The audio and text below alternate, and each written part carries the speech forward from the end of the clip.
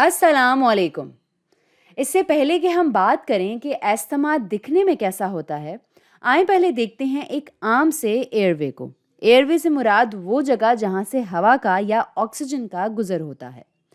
तो हमने यहाँ एक क्रॉस सेक्शन लिया है एयरवे की एक मखसूस जगह का। अस्थमा एक छोटी सी एयरवे की बीमारी है। ना तो ये ट्रैकिया है और ना ही गले में पाई जाने वाली दूसरी चीज़ें। ये है सीने के अंदर। और एक अहम चीज़ जो एयरवे की स्ट्रक्चर का हिस्सा होती है जिससे मैं शुरू करना चाहती हूँ वो है स्मूथ मसल लेयर। तो हम लाल रंग इस्तेमाल करेंगे मसल के लिए और ये लेयर संभालती है इस खुलने वाली जगह के डायमीटर को, यानी ल्यूमेन के डायमीटर को। जाहिर है कि मसल के बाहर दूसरी चीज़ें भी मौजूद हैं जैसे कि कनेक्टिव टिश्यू और कार्टिलेज, मुनहसर इस बात पे कि आप एयरवे के कितनी ऊंचाई पर मौजूद हैं। इन चीज़ों पर ज़्यादा असर नहीं होता अस्थमा का, तो इनको हम ऐसे ही छोड़ देंगे। तो हमारे पास है हमारा स्मूथ मसल, और स्मूथ मसल को आप शऊरी तौर पर संभाल नहीं सकते। इसका रद्द-ए-अमल होता है माहौल के हिसाब से, और अमूमन ये हमारे एयरवे को ऐसे ही अच्छे से और खुला रखता है। यहाँ मैं लिख देती हूँ स्मूथ मसल। अब इसके अंदर हमारे पास है एक लेयर म्यूकोजा की, तो हम इसको कहते हैं म्यूकोजल लेयर। ये भी मैं यहाँ लिख देती हूँ। ये एयरवे की अंदरूनी ओपनिंग को ढकता है, और इस लेयर के अंदर बहुत ज़रूरी है कि हमारे पास हों ग्लैंड्स जो लंग्स में खारिज कर सके म्यूकस। ये इस ओपनिंग को गीला रखते हैं या मॉइस्ट रखने में मदद करता है ताकि हमारे लंग्स नम रहें, और इस वक्त भी जब इन्फ्लेमेशन हो या फिर कोई बैरूनी चीज़ जिनसे हमें छुटकारा पाना हो। म्यूकस जो ये खारिज करते हैं ये बहुत ज़रूरी है इस जगह को साफ़ रखने के लिए। तो जब हम खांसी करते हैं और खांसी के साथ बलगम आता है तो वो बलगम जो है वो इन ग्लैंड्स से आता है, वो ग्लैंड्स जो म्यूकोज़ा खारिज करते हैं। तो ये एक तरह से हर जगह होते हैं म्यूकोजल लेयर में। अब हमारे पास यहाँ पर है ल्यूमन। ये वो जगह है जहाँ से हवा यानी एयर अंदर और बाहर जाती है। ये सूखा हुआ होता है लेकिन अच्छा होता है, और म्यूकस इसको थोड़ा सा गीला भी रखता है। तो ये हमने जल्दी से देखा है कि एक नॉर्मल क्रॉस सेक्शन एयरवे का दिखने में कैसा होता है। और अब देखते हैं कि क्या होता है जब इस आदमी को एस्थमा होता है। जैसा कि आप जानते हैं कि एस्थमा के अटैक्स होते हैं तो ज़्यादातर तब्दीलियां ऐसे ही एक हमले या अटैक के दौरान होती हैं, और इसकी शिद्दत पर मुनहसर है ये बात कि इस आदमी को ज़्यादा अटैक्स होंगे या नहीं। तो सबसे पहले हमारे पास अभी भी है वही मस्कुलर लेयर, लेकिन अब लंग जो है वो स्पैज़म में है। मसल्स में हो रही है स्पैज़मिंग, यानी वो हो रहे हैं तंग। वो इस जगह को छोटा कर रहे हैं, और जो ओपनिंग है वो भी हो जाएगी काफ़ी छोटी। जो कनेक्टिव टिश्यू जैसे कि कार्टिलेज और दूसरी चीज़ें वो अभी भी बाहर की तरफ ही हैं। लेकिन जो अहम चीज़ है गौर करने की वो ये कि मस्कुलर लेयर हो गई है मोटी या कह लें कि चौड़ी, और इस ओपनिंग को वो कर रही है बंद। इसके साथ साथ म्यूकस लेयर जो है, जो यहाँ पे मैंने गोल सी बनाई हुई है, वो सूज चुकी है इन्फ्लेमेशन की वजह से। तो बजाय इसके कि ऐसी गोल खूबसूरत सी ओपनिंग हो, हमारे पास अब यहाँ पर है एक एमॉर्फस शेप, यानी बेतरतीब शक्ल हो गई है इसकी, जो मज़ीद इस ओपनिंग को बंद कर देती है। तो अब देखें कि हमारे ल्यूमन को क्या हो गया है। ये काफ़ी ज़्यादा छोटा हो गया है, और मामलात को मज़ीद ख़राब करने के लिए याद रखें हमारे पास ग्लैंड्स भी हैं।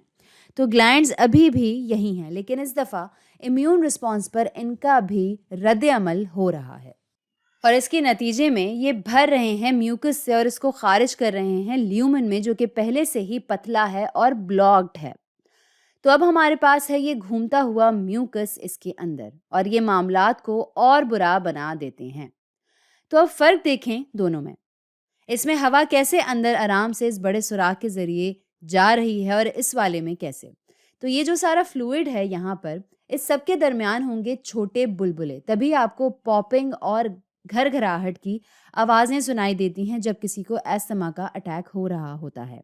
घरघराहट जो है वो आती है रुकावट की वजह से, वो रुकावट जो इस जगह के पतले होने और इन ग्लैंड्स से ज़्यादा फ्लूइड निकलने की वजह से होती है। तो ये होता है इस तरह। लेकिन अब ये सोचें कि ऐसा होता क्यों है? अस्थमा किस वजह से शुरू होता है?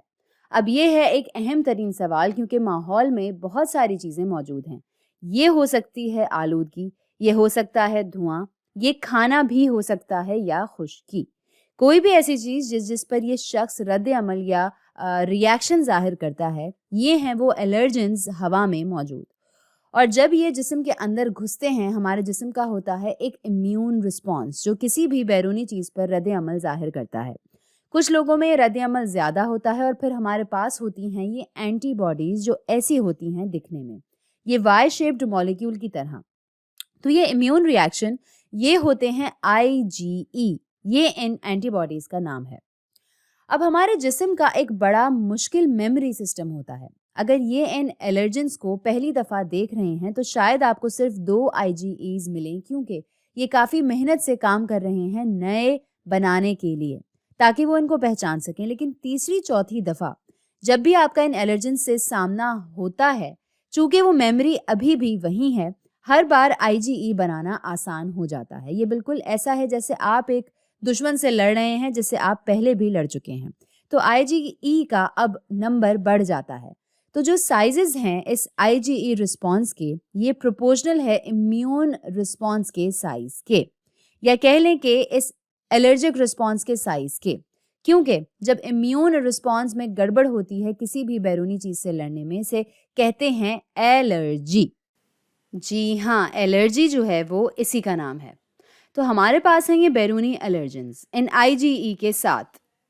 इस आईजीई का काम है इन बैरूनी पार्टिकल्स को पहचानना और फिर इनको उठाना। आईजीई इसी एंटीबॉडीज़ के ख़ानदान से ताल्लुक़ रखती हैं जो हमारी मदद करते हैं इन्फेक्शन से लड़ने में।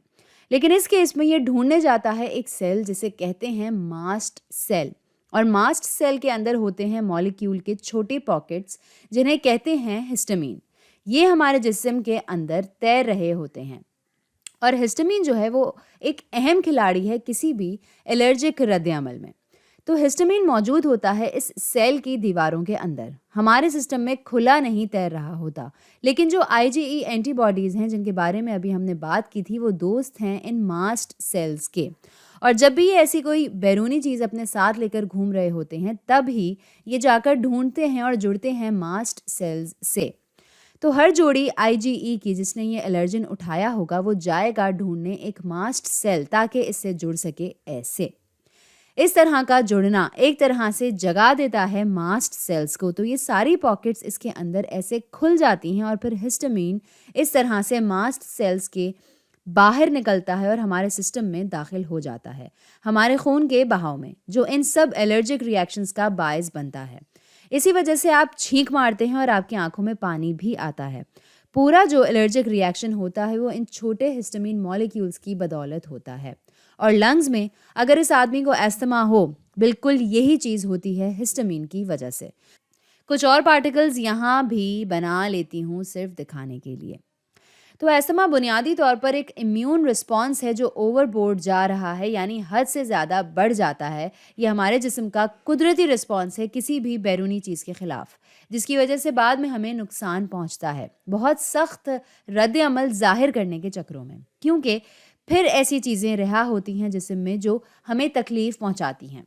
तो एस्थमा की पैथोफिजियोलॉजी का एक खुलासा देती हूँ। याद रखें कि सबसे पहले है हमारे पास एक मस्कुलर लेयर जो होती है चौड़ी, फिर है हमारे पास म्यूकोजल लेयर जो सूज जाती है, और फिर है हमारे पास ग्लैंड्स जो ज़्यादा म्यूकस बना बैठती हैं, जो इस ओपनिंग में भर जाती हैं जो पहले से ही छोटा हुआ होता है।